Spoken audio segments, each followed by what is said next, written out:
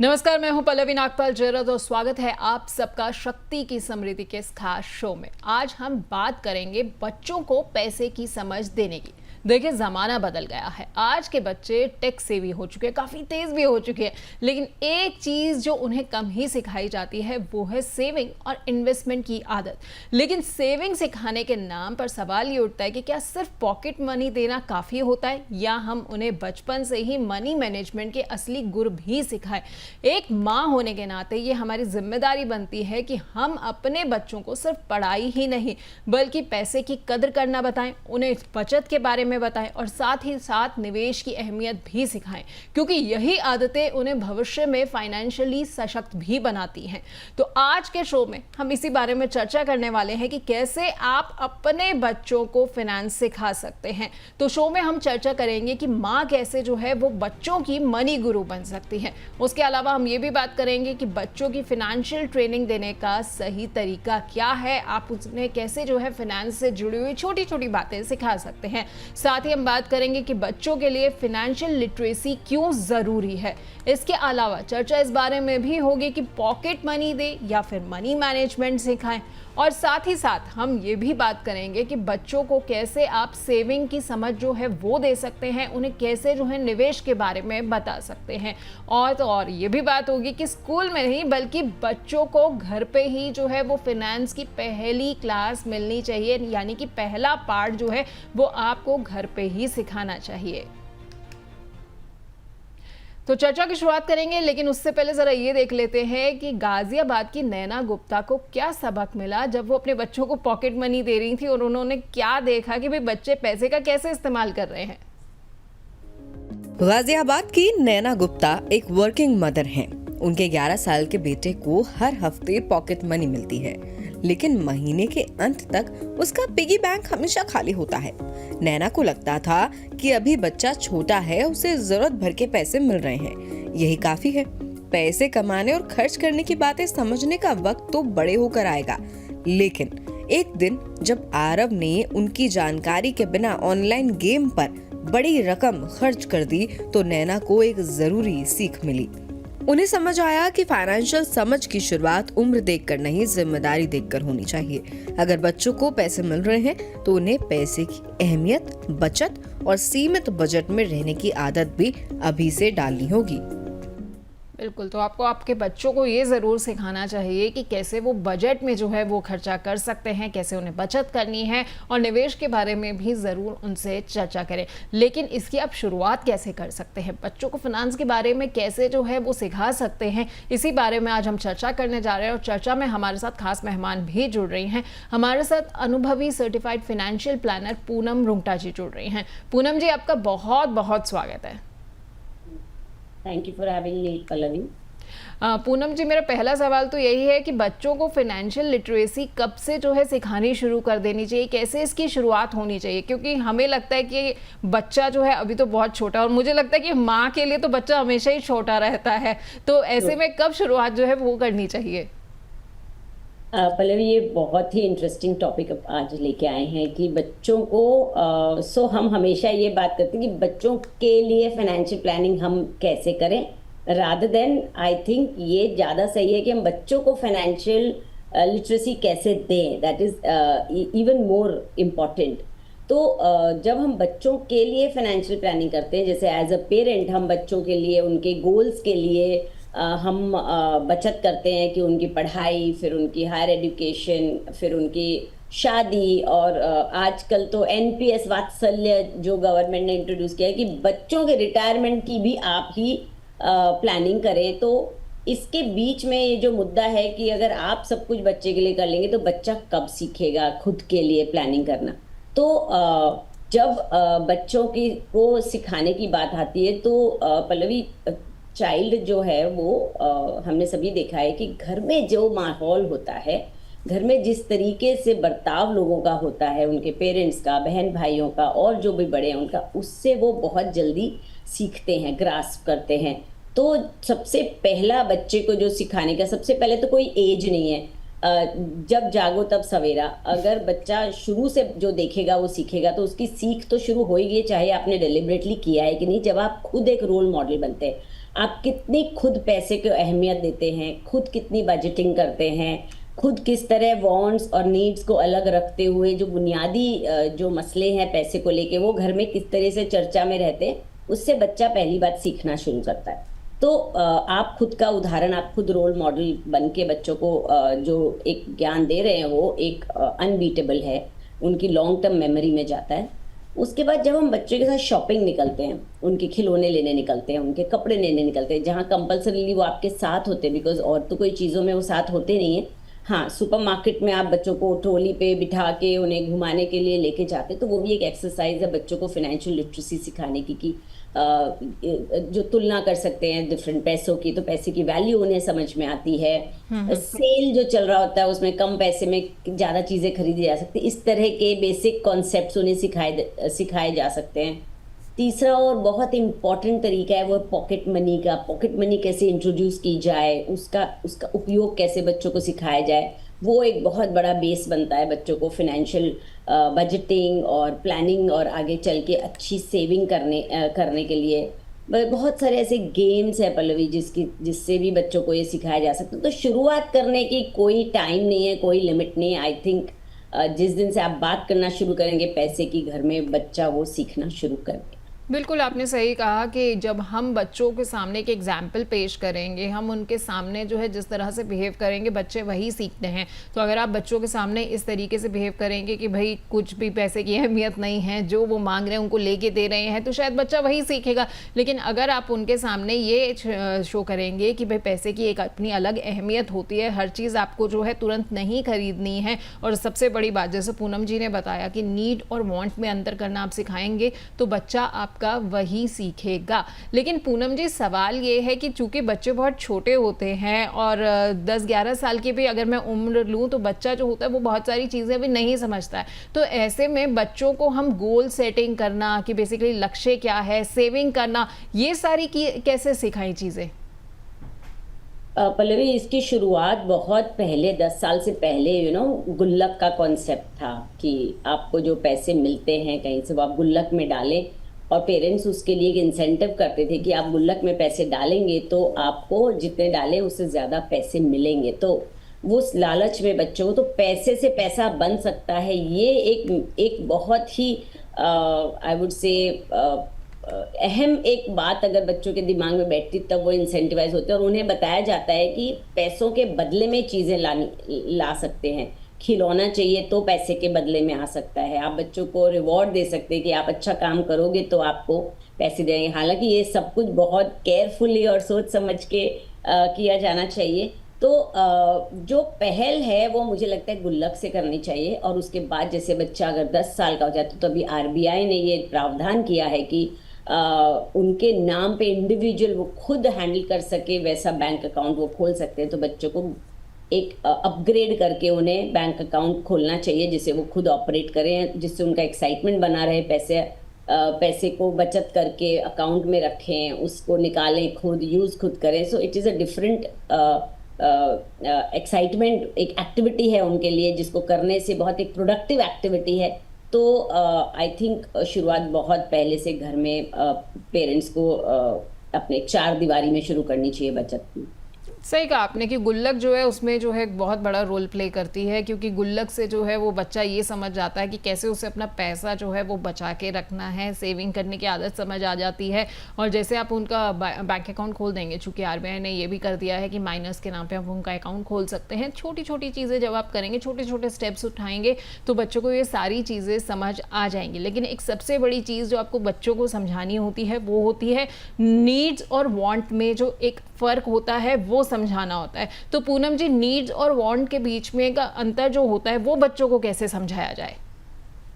Pallavi, needs और want सबसे पहले तो दोनों में बहुत थिन लाइन है, और बच्चे बहुत इस चीज़ को समझ कैसे जाएं वो बहुत बारीकी से देखना चाहिए। तो मुझे लगता है स्टोरी टेलिंग या गेम्स के ज़रिए ये बात बहुत आसानी से उन तक उनके माइंड में सेट कर दी जाए। फॉर एग्जांपल, अगर आप उन्हें पैसे दे रहे हैं, 100 रुपये दे रहे हैं और उन्हें कहते हैं कि ये पैसे से आप अपनी नीड्स को पूरा करिए, और बच्चे के पास छूट है वो पैसा खर्च करने के लिए, और वो जाके उससे अपना एक खिलौना खरीद लाता है। और जब उसे कॉपी अपने क्लास में एक नोटबुक की जरूरत पड़ती है और उसके पास पैसे नहीं है, तब पेरेंट्स उसे समझा सकते हैं कि देखिए, कार आपकी वांट थी, नीड आपकी स्कूल की कॉपी है, ये पैसे आपको नीड के लिए दिए गए थे, आपने इसे वांट पे खर्च कर दिया।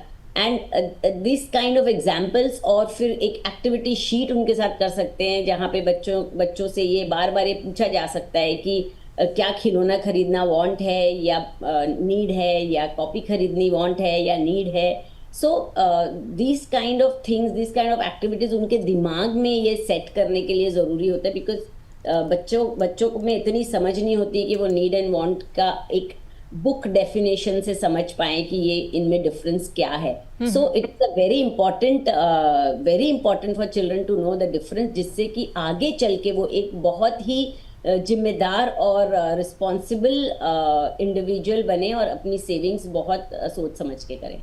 ठीक है, तो सेविंग्स जो है वो सोच समझ के करें, लेकिन बच्चों को जो है आपको सिखाना थोड़ा बहुत पड़ेगा ही सही। छोटी उम्र से जितनी जल्दी आप शुरुआत कर देंगे उतना ज़्यादा बेहतर रहेगा। और सबसे बड़ी बात, एक रोल मॉडल बनकर जो है वो बच्चों को सिखाइए। जैसा आप बच्चों को दिखाएंगे कि भाई जैसे आप बिहेव कर रहे हैं पैसों को लेकर, वो भी आपसे वही सीखते जाएंगे। खैर पूनम जी, इस बीच में हमारे पास कुछ हमारे दर्शकों के सवाल आ गए हैं, तो कुछ सवालों को शामिल कर लेते हैं, फिर अपनी चर्चा को आगे लेकर चलेंगे।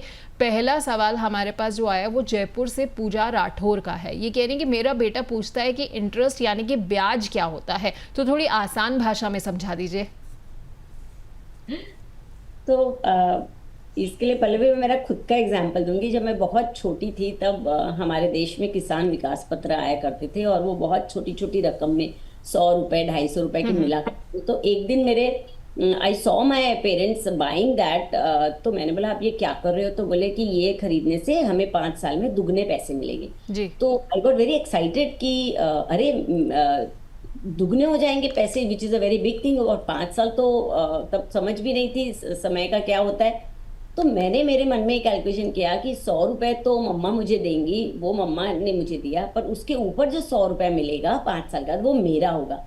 तो उस लालच से मैं जब भी मुझे पैसे मिलते थे, उस टाइम कैश में एक पोस्ट लेडी घर आया करती थी, तो उनसे हम किसान विकास पत्र खरीद लिया करते थे। तो कब क्या चीज बच्चों के दिमाग में क्लिक होगी हमें पता नहीं। तो बच्चों को बहुत प्यार से इंटरेस्ट, अभी आप इंटरेस्ट बोलेंगे, ब्याज बोलेंगे, इंटरेस्ट रेट बोलेंगे, तो चिल्ड्रन माइट गेट कंफ्यूज कि अरे ये तो बहुत टेक्निकल चीज है और बहुत डिफिकल्ट टू अंडरस्टैंड है।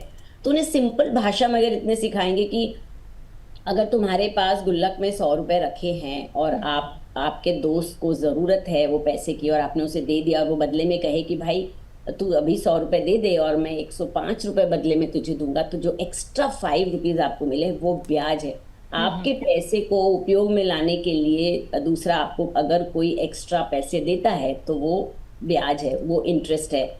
सेम थिंग आप इस तरह भी समझा सकते हैं कि जैसे बैंक में आप पैसा रखते हैं, बैंक आपके पैसे को इस्तेमाल करता है, वहां वो पड़े नहीं रहते हैं वैसे ही। बैंक के सामने लोन देता है, फिर लोन के बदले में जो आपको फायदा देते हैं आपके पैसे बैंक में रखने के, वो इंटरेस्ट है। सो ऐसे बहुत सारे एग्जांपल्स हम दे के बच्चों को समझा सकते हैं कि इंटरेस्ट क्या है, ताकि वो मोटिवेट हो पैसा बचत करने के लिए। होल आइडिया इज कि बचत तो करना हम बताएंगे, पर क्यों बचत करना है, उसके फायदे क्या हैं। वो ब्याज की जो रकम मिलती है वो एक इंसेंटिव है जिसकी वजह से बच्चे मोटिवेट होंगे अपने पॉकेट मनीज में से सेविंग करने के। ठीक है, तो बच्चे इससे मोटिवेट होंगे पूजा जी। लेकिन मुझे लगता है अब आपको समझ आ गया होगा कि कैसे अपने बच्चों को जो है वो ये सिखाना है कि आखिरकार ब्याज क्या होता है। पूनम जी ने बड़ी आसान भाषा में अपना ही एग्जाम्पल देकर जो है हमें बहुत अच्छे से बता भी दिया है। अगला सवाल हमारे पास चंडीगढ़ से नीरजा कपूर का आया हुआ। ये कह रही है कि अगर बच्चा सेविंग नहीं करता तो क्या उसे पॉकेट मनी देना बंद कर देना चाहिए?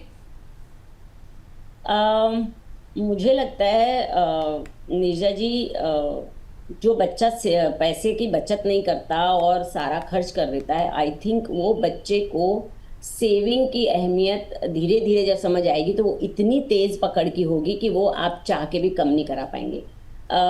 जब बच्चे उल्टी दिशा में चलते हैं, जहाँ हम चाहते हैं वहाँ नहीं चलते, और वो ठोकर खा के जब कुछ चीज सीखते, तो आई थिंक वो उनकी लॉन्ग टर्म मेमोरी में जाता है और वो उनका नेचर बन जाता है। बिल्कुल आपको ऐसी हालत में पैसे देना बंद नहीं करना है।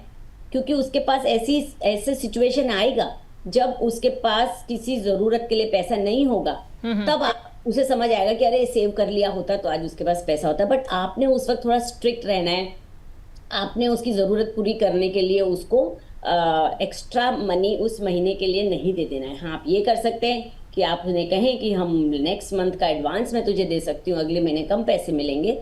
ये एक तरीके की ठोकर हो सकती है। और दूसरा, जब भी हम पॉकेट मनी बच्चों को देना शुरू करें, जिस दिन से भी देना शुरू करें, उन्हें 2-3 बातें सिखाएं कि इस पैसे का क्या करना है, क्योंकि वही हम भी करते हैं हमारे पैसे से। ऐसे बच्चों का उदाहरण देना है कि आपको इस पैसे से, पॉकेट मनी से आपको ये स्पेंड करने को दी गई है, मगर कहाँ स्पेंड करना है, आपको उसको अपनी पसंदीदा नीड्स के ऊपर खर्च करना है, नॉट ऑन द वांट्स, क्योंकि वांट्स तो माँ बाप आपके लिए खर्च करते हैं।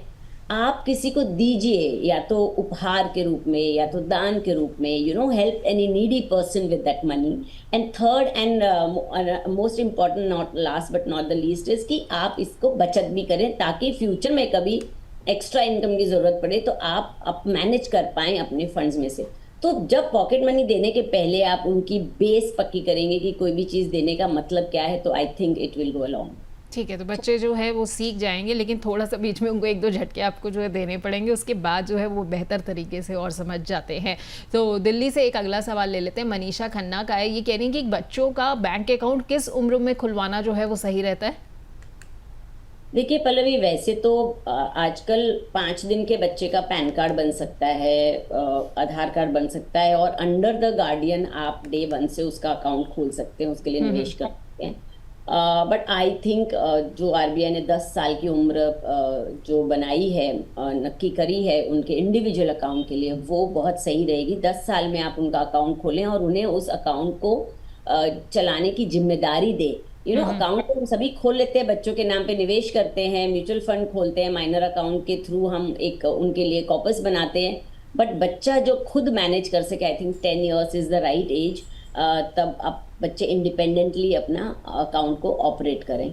और बच्चा जैसे ही 18 साल का होगा, वो माइनर अकाउंट जो 10 साल में आप खोलेंगे वो मेजर हो जाएगा, और उसके पैन आधार के साथ वो लिंक कर दिया जाएगा।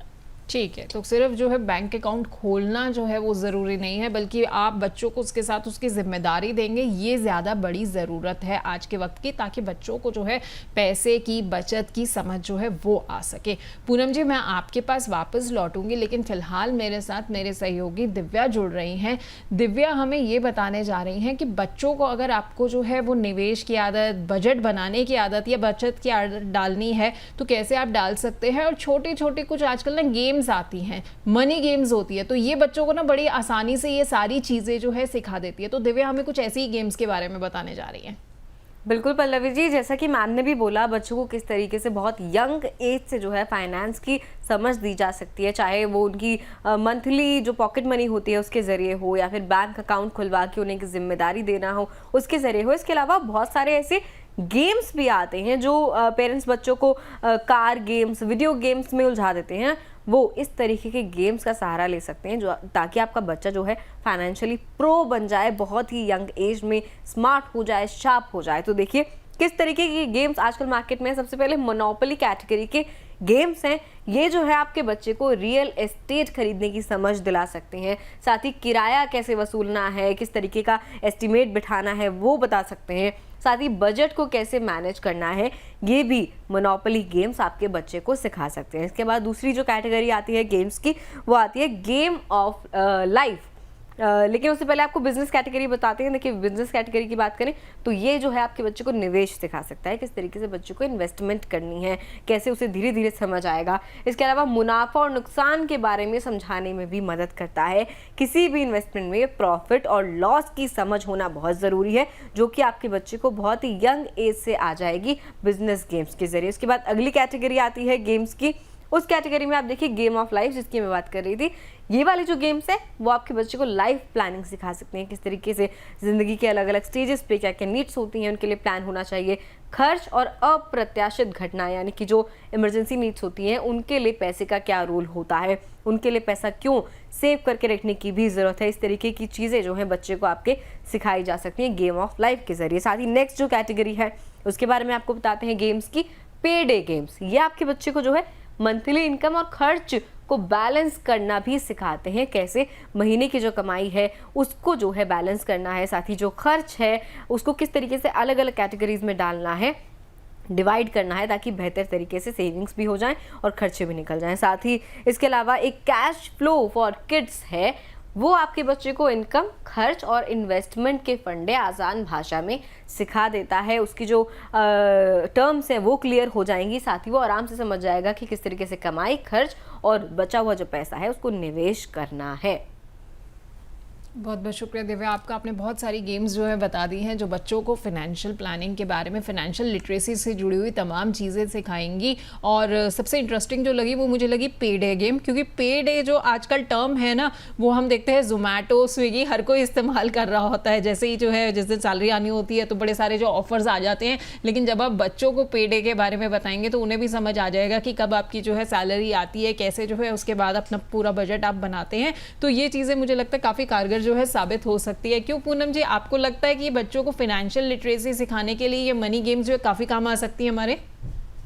डेफिनेटली पल्लवी, ये जो गेम्स जितने भी दिव्या ने बताए, I went into my past. हम बचपन में ये गेम्स खेल खेल के आज जो मैं फाइनेंशियल वर्ल्ड में हूँ, आई थिंक ये कंट्रीब्यूट करता है। ये बहुत बहुत इंटरेस्टिंग बनाता है कि किस तरह एक के बाद एक महीने दर महीने चीज़ों को हमें मैनेज करना है। पेडे में जिस दिन पैसे आएंगे उसके बाद उसको कैसे खर्च करना है। So it becomes a very interesting task और ये बहुत एक्साइट करती है। तो डेफिनेटली ये तरह के बोर्ड गेम्स जो हैं वो बहुत और अभी तो ये बोर्ड गेम्स के जो नए वर्जन्स आए हैं वो इतने इंटरेस्टिंग हैं पल्लवी, कि उसमें पहले हमारे टाइम में वो एक नोट आया करते थे जिसे हम चिपका के सेफ रखते थे यूज़ करने के लिए।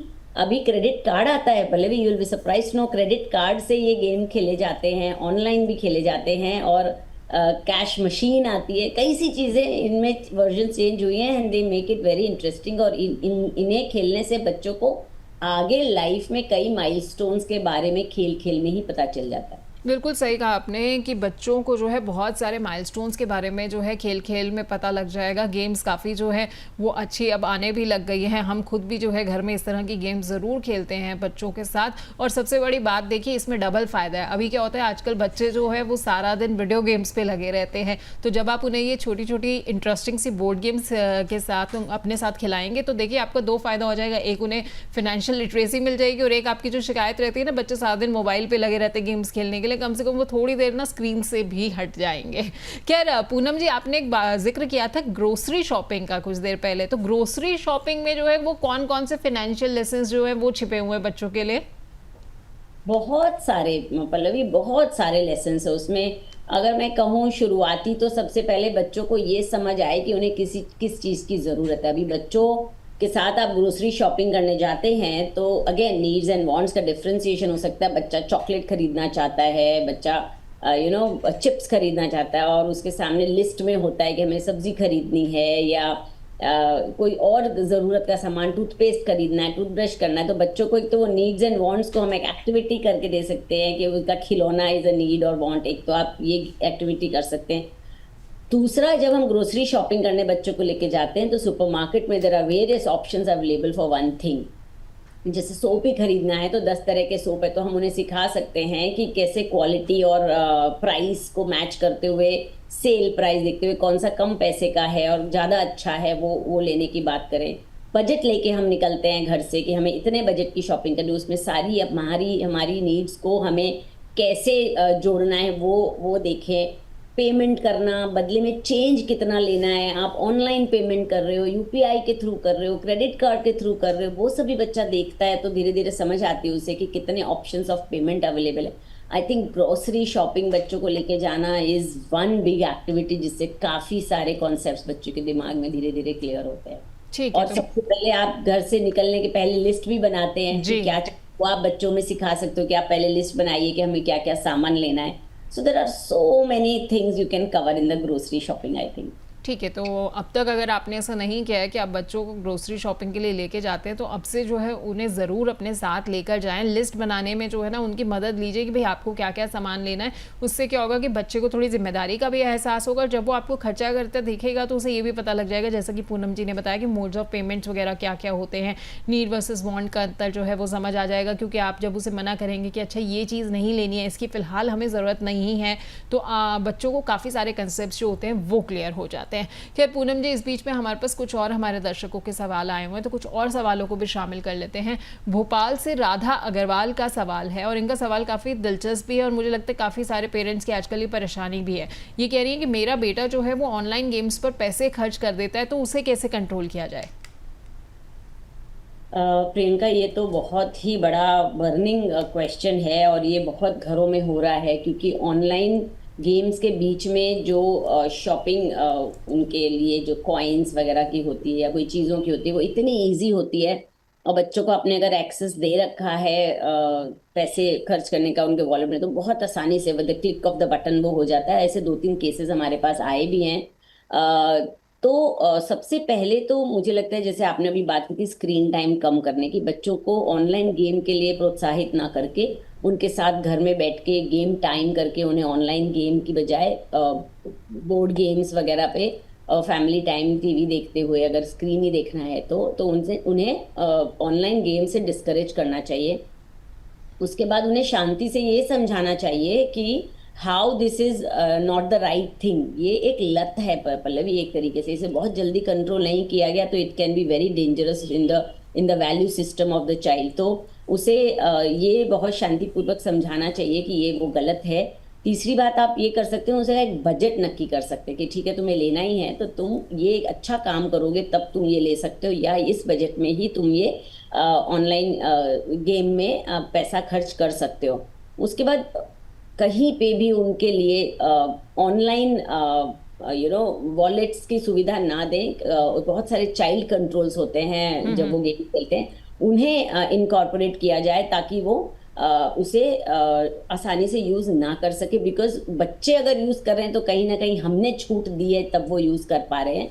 फिर आप उन्हें एक रिवॉर्ड सिस्टम घर में चला सकते हैं कि अगर वो कुछ अदर देन ऑनलाइन गेम खेलें, कुछ क्रिएटिव करें, कुछ बाहर आउटडोर गेम्स खेलें या ड्राइंग करें या कुछ करें या मम्मी को हेल्प करें घर के काम करने में, तो आप उनको रिवॉर्ड में कुछ दें ताकि उन्हें एक ट्रेड ऑफ मिले कि ऑनलाइन गेम ना खेलने के बहुत सारे फायदे। सो आई थिंक थोड़ा क्रिएटिव बनना होगा, बच्चों को ये ऑनलाइन से दूर रखना, बिकॉज ये बहुत बड़ा डिस्ट्रैक्शन है and it is very difficult to control, I must say. बिल्कुल, आपने सही बात कही है कि ये आजकल के वक्त में बहुत बड़ा डिस्ट्रैक्शन जो है वो बना हुआ है। ऑनलाइन गेम्स में बच्चे खर्चे बहुत ज़्यादा कर देते हैं। सबसे पहले तो अगर आपका ऑनलाइन गेम्स के साथ जो है कोई कार्ड, यूपीआई वॉलेट वगैरह एसोसिएटेड है तो उसको तो आप बिल्कुल हटा दीजिए, ताकि बच्चा जो है वो खुद खर्चा ना करे। बल्कि आपको ये करना चाहिए कि अगर आपको बच्चे को कभी भी ऑनलाइन गेम के लिए कुछ भी अगर आपको पैसे देने हैं या कुछ करना है, उन्होंने जो है कोई गेम का ऑप्शन बाय करना है, तो वो आप उसे खुद करके दीजिए, बच्चे के हाथ में मत दीजिए। क्योंकि पूनम जी, हाल फिलहाल में हमने देखा भी था, कई ऐसे मामले आए थे कि बच्चों ने लाखों रुपए जो है वो इस तरीके से खर्च कर दिए थे अपने माता पिता के। और हम तब भी यही बात कर रहे थे कि कैसे जो है माता पिता ने इतना कंट्रोल बच्चों के हाथ में दे दिया कि उन्होंने उनके क्रेडिट कार्ड का इस्तेमाल कर कर जो है वो इतना ज़्यादा पैसा जो है खर्च कर दिया। और पूनम जी, क्या ऐसा मुमकिन होता है कि अगर ऑनलाइन गेम में हमने कोई पैसा डाल दिया है, लगा दिया है, तो क्या वो वापस भी आ सकता है कि अगर बच्चे ने गलती से कर दिया है या बच्चे ने किया और पेरेंट्स उसका क्लेम ले सकते हैं क्या वापस? यूजुअली तो ऐसा होता नहीं है, बट एक एग्जाम्पल दूंगी। ऐसा हमारे साथ रियल लाइफ में हुआ है। एक छोटा बच्चा था, आई थिंक 8 to 9 ईयर्स का, वो इस तरह ऑनलाइन गेम खेल के आईपैड पे, it was an apple Apple product के साथ ये रिलेटेबल है। तो उन्होंने अपने यूजुअली आजकल आप अपने फोन और आईपैड में अपने credit card details already save करते हैं फॉर इजी एक्सेस। तो वो बच्चे ने खर्च कर करके, आप सोच भी नहीं सकते कितने अमाउंट का उसने उसमें बिल बना दिया। जब वो बिल आया तो माँ बाप को लगा कि उनके साथ स्कैम हुआ है, ये बिल हमारा हो नहीं सकता है। तो उन्होंने अप्रोच किया क्रेडिट कार्ड कंपनी को। तो क्रेडिट कार्ड कंपनी ने तुरंत ये पूछा, क्या आपके घर में छोटा बच्चा है? तो उन्होंने कहा हाँ, मैं हमारा बच्चा इतने साल का है। तो उन्होंने कहा कि तो फिर ये बच्चे ने किया है, ये आपका गलती नहीं है, ये ऑनलाइन उसने शॉपिंग की है। बच्चे से पूछा गया, वो एक अलग स्टोरी है। तो उन्होंने एक रिक्वेस्ट डाली एप्पल को कि ये इस तरीके से केस हुआ है, हमें भी नहीं पता था। तो उन्होंने ऑन अ ह्यूमैनिटेरियन ग्राउंड उसको रिवर्स किया। बट यूजुअली एक बार जो खर्च हो गया, it is very difficult, but we can definitely try to get things in the right way. पर ये अपने आप में एक केस है जिसमें एप्पल ने ह्यूमैनिटेरियन ग्राउंड पर जो है वो वापस कर दिए पैसे, पर हर बार जो है मुझे लगता है ऐसा नहीं होता है।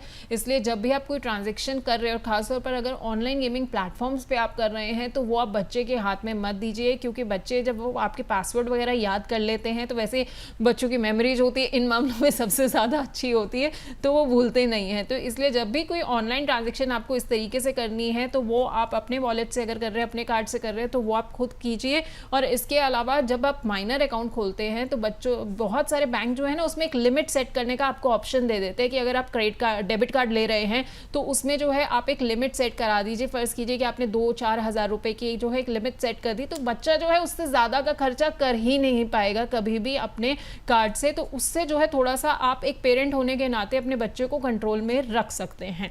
एक सवाल और ले लेते हैं, वो भी कुछ इसी से ही जुड़ा हुआ है। पटना से प्रियंका सिंह का है। पूनम जी ये कह रही है कि इनकी बेटी को ना ऑनलाइन शॉपिंग करनी है, तो कैसे जो है वो लिमिट सेट की जाए? तो पल्लवी, ये केस में आपने जो अभी कहा कि लिमिट सेट करनी चाहिए, इस केस में बिल्कुल आप उसे यूज कर सकते हैं। पहले केस में बच्चे जो है वो माँ बाप का क्रेडिट कार्ड यूज कर रहे हैं, तो उस लिमिट नहीं होती। तो आपने बच्चे को जो क्रेडिट कार्ड दिया है ऑनलाइन शॉपिंग के लिए, उसमें आप लिमिट सेट कर सकते हैं। That can be the first. और क्रेडिट कार्ड के बजाय डेबिट कार्ड दीजिए, उसमें ईजियर होता है लिमिट सेट करना, क्योंकि क्रेडिट कार्ड तो अपने लिमिट के हिसाब से आप अनुसार यूज कर सकते हैं। दूसरा, इंडिया में एक बहुत बड़ा 2 स्टेप वेरिफिकेशन का जो मेथड है कि हर चीज के लिए OTP मांगी जाती है जी, वो अगर आप एक्टिवेट कर दें, तो बच्चा जहां क्लिक करेगा, जहां खर्च करेगा, वहां आपके पास OTP मांगने आएगा, तो आपको पता चलेगा कि ये कहाँ हो रहा है। अगर आपको वो खर्च ना मंजूर है, तो आप उसे OTP ना दें, ताकि वो ट्रांजैक्शन कैंसिल हो जाए। उसके बाद बच्चों को ये कहें कि हम, क्योंकि younger generation are more savvy with online shopping. I think generation wise ये डिफरेंस आया है। जो पर्टिकुलर जेंजीज हैं वो very comfortable with online shopping. वो दुनिया भर का सामान मंगाते हैं, फिर रिटर्न करते हैं, और शॉप में जाने की बजाय उन्हें ये कंफर्टेबल लगता है। तो आप एक विश लिस्ट बच्चों के साथ बैठ के बना सकते हो, उन्हें क्या क्या शॉपिंग करनी है ऑनलाइन, बिकॉज ऑनलाइन शॉपिंग 24 घंटा चालू रहती है। आप जब फोन उठाते हैं तब दुकान खुली होती है, इसलिए टाइम की तो कोई पाबंदी नहीं है, कभी भी आप बटन दबा के शॉपिंग कर सकते हैं। तो बच्चों को ये एक तरह की एक्टिविटी दें कि जब भी हम ऑनलाइन शॉपिंग करेंगे तो साथ बैठ के करेंगे, ताकि आप बच्चों को साथ में मिलके उन्हें रेट्स और नीड्स और वांट्स और सारी तरह की एक्सरसाइज करते हुए बच्चों को सामान दिलाएं। और आप कोशिश करके वॉलेट, UPI वॉलेट और डेबिट कार्ड का इस तरीके की सोच समझ के उन्हें छूट दें, जिससे कि वो शॉपिंग में यूज़ करें और उसमें आप लिमिट सेट कर सकें।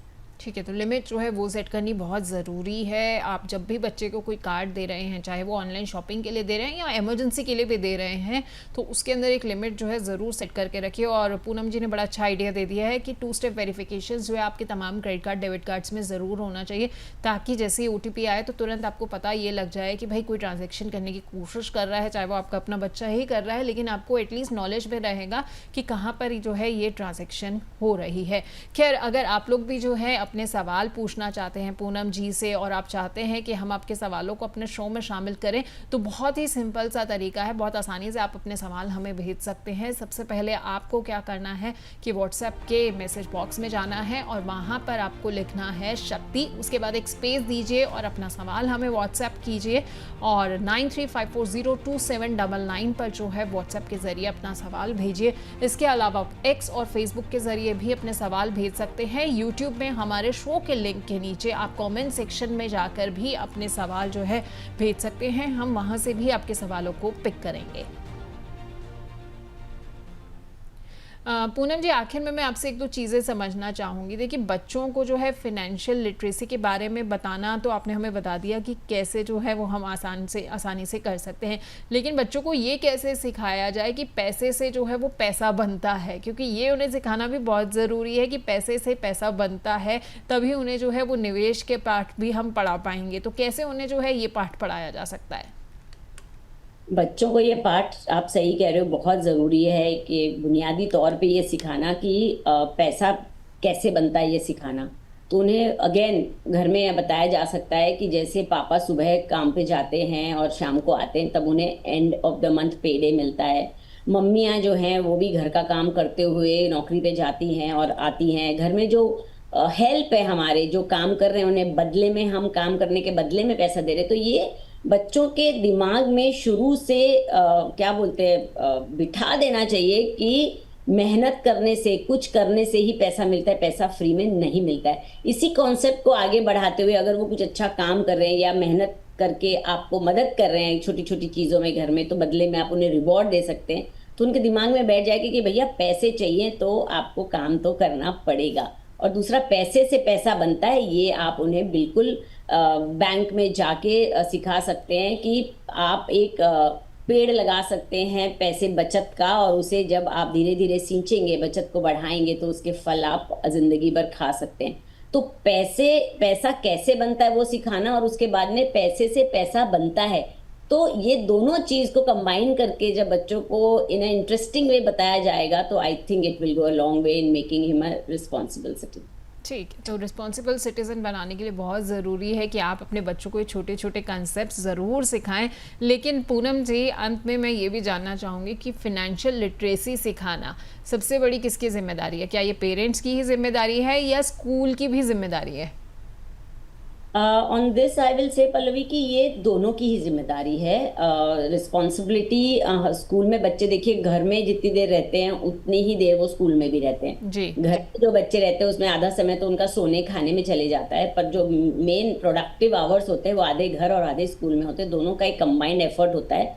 स्कूल में वो पैसे से रिलेटेड बेसिक मैथमेटिक्स सीख सकते हैं, जमा गुणा भाग, माइनस प्लस मल्टीप्लिकेशन डिवीजन, ये सीख सकते हैं, और मैथमेटिकल थ्योरम सीख सकते हैं, लॉजिक सीख सकते हैं, एल्जेब्रा सीख सकते हैं। मगर पैसे का जो असली फील और जो पैसे की जो सीखें हैं वो घर में, अपने घर में किस तरीके से पैसे का उपयोग और उसकी वैल्यू की जाती है, वो माँ बाप को देखते हुए, उनके उदाहरण से, और रोज़मर्रा में किस तरीके से उन्हें पैसे के समझ दी जाती है, उसमें है। सो आई थिंक ये मिला जुला एफर्ट है, एंड दोनों पार्ट बहुत ज़रूरी।